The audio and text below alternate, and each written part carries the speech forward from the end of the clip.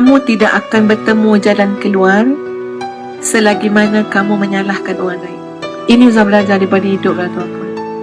Kamu takkan bertemu jalan keluar selama mana kamu menyalahkan orang lain. Ustaz, takkan jumpa jalan keluar. Percayalah cakap Ustazah. Pergi jumpa kaunselor, menyalahkan orang, tak jumpa jalan keluar. Pergi jumpa ustaz, menyalahkan orang, tak jumpa jalan keluar. Pergi jumpa mak ayah, menyalahkan orang, tak jumpa jalan keluar. Kenapa? Sebab kita bertanggungjawabkan pada orang lain. Orang lain tu belum tentu ada kesediaan untuk berubah. Jalan keluar kita kat mana? Ambil bahagian kita. Saya juga ada salah. Kat situ kita akan jumpa jalan keluar. Boleh jadi apa jalan keluar dia? Minta maaf, memaafkan.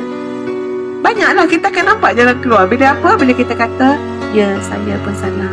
Selagi mana kita menyalahkan orang lain, tak jumpa jalan keluar. Dan inilah benda yang selalu saya sebut pada pasangan-pasangan suami isteri.